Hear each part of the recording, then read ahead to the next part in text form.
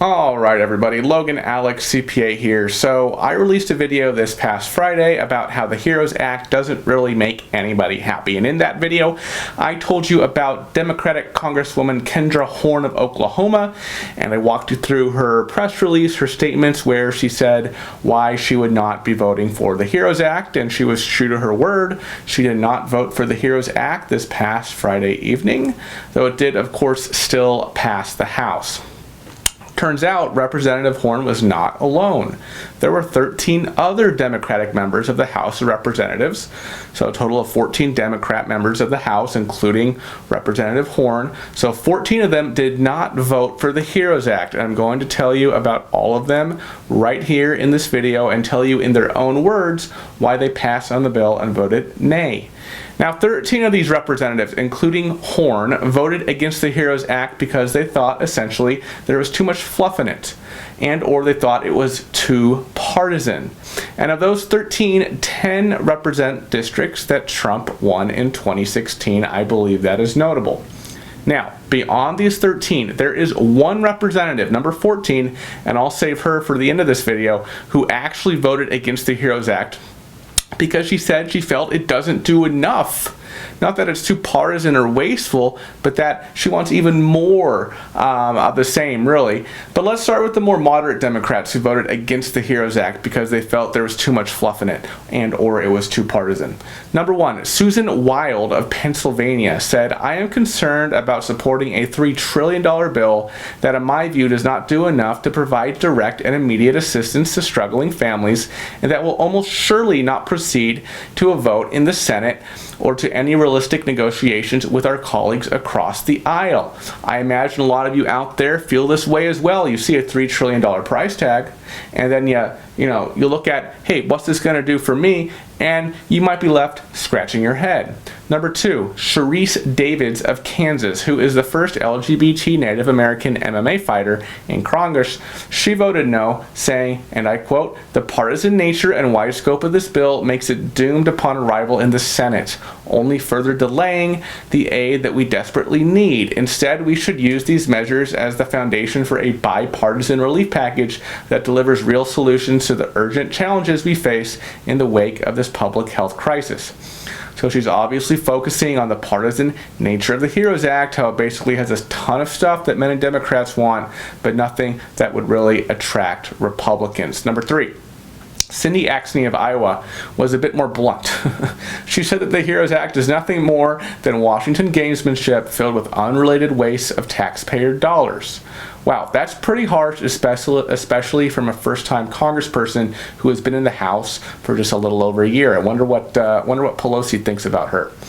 All right, so now Representative Abigail Spanberger of Virginia. She said, "Unfortunately, many members of Congress, including some in my own party, have decided to use this package as an opportunity to make political statements and propose a bill that goes far beyond pandemic relief and has no chance of becoming law, further delaying the help so many need."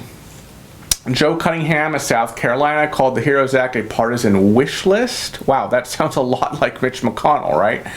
And Washington politics at its worst. He also said, "At a time when our country is in real trouble, we should not be spending precious time on one-sided solutions that aren't going anywhere." Abby Finkenauer of Iowa said, "The next federal COVID-19 relief package must be focused on helping families, workers, small businesses, and local governments. It needs bipartisan buy-in and should not be tied up with unrelated provisions. I came to Washington to get things done, and this legislation," referring to the HEROES Act, "only serves to push real relief further down the road." Jared Golden of Maine said, "Today I will vote against the HEROES Act. This was a difficult decision because I support many provisions in the bill. However, by significantly expanding the scope of the legislation beyond core urgent needs and insisting on the inclusion of a series of unrelated provisions, House leaders missed the opportunity to make bipartisan progress on these issues.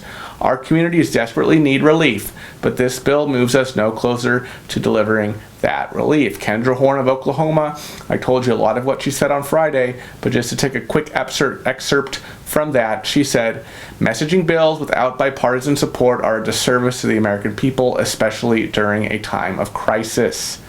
Conor of Pennsylvania said, "People in Western Pennsylvania and all over the country have sacrificed a lot during this crisis. They expect us to put politics aside, work together, and focus on defeating the coronavirus. This bill is not focused. It was rushed to a vote too fast, and it doesn't help us accomplish that core mission." I like how he brought up the concept of, the people are making sacrifices right now, right? And I think he's kind of just reading between the lines here, kind of saying, hey, the people have made sacrifices. Hey, you Washington politicians, you're going to have to make sacrifices here too. You can't just put in this wish list into this bill, all right? You kind of have to sacrifice some things there as well. Elaine Luria of Virginia said, "This $3 trillion package and the previous relief bills would double federal spending for this year, and spending of this scale requires careful consideration and input from all members, not just one party. Congress has a responsibility to work together to deliver results, especially during a public health emergency and an economic crisis. A spending bill of this magnitude must be approached in a bipartisan manner and utilize a transparent process where Democrats and Republicans come together to identify the most impactful solutions." McAdams of Utah said, "This isn't a plan, it's a wish list. At a time when thousands of people are sick, millions are out of work, and small businesses face bankruptcy, we should be laser focused on a strategy that opens up business and gets people back to work while also addressing the public health crisis caused by this virus. Republicans and Democrats need to come together on a plan to put this crisis behind us and not waste time with party politics." Again, this is another Democratic congressperson who's sounding a lot like Mitch McConnell. He calls the HEROES Plan a wish list. He says he's saying we should be laser focused. That's kind of reminiscent of McConnell's call for narrowly focused legislation. So that's interesting, right? Schrader of Oregon did not tell us why he voted the way he did, but he is one of the more conservative voting Democrats in the House. So it's understandable that he voted the way he did. All right.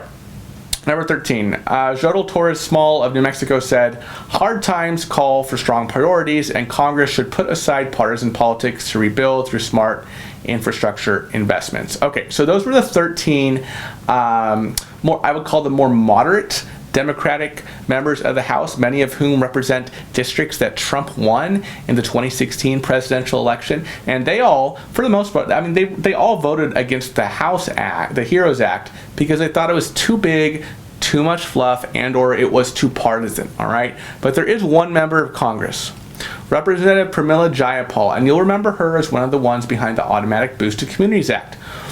That's one of those $2,000 per month plans. It actually proposes $2,000 a month for a period, and then after that, $1,000 a month for a separate period after that. Anyway, she is further left, okay, by far, than these other Democratic members of Congress. She is far more progressive, all right? And here's what she had to say. "People across every part of the United States are facing an unprecedented crisis, one that directly impacts their jobs, their health, and their daily lives. We have now lost more than 86,000 Americans, almost 30,000 more than we lost during 2 decades of the Vietnam War. For weeks, I have been clearly and consistently ringing the alarm bells that the next COVID-19 package must deliver real relief and certainty to people and businesses across the country so that they know how they will survive this crisis, both from health and economic perspectives, which are deeply intertwined. At the core, our response from Congress must match the true scale of the devastating crisis. The HEROES Act, while it contains many important provisions, simply fails to do that." So the others all brought up partisanship and or unnecessary waste and fluff. Jayapal doesn't bring any of that up. She's saying we have to, stuff this thing with even more provisions, essentially, that Republicans will probably never go for. All right, so a little idealistic there, but those are the 14 Democratic members of the House who voted against the HEROES Act this past Friday evening. Did any of their statements resonate with you? Let me know in the comments, and be sure to like and subscribe to the channel, and be sure to catch up on my latest videos over here if you haven't watched them already, so you don't miss anything. Have a great Sunday, and I will see you next time. Bye-bye.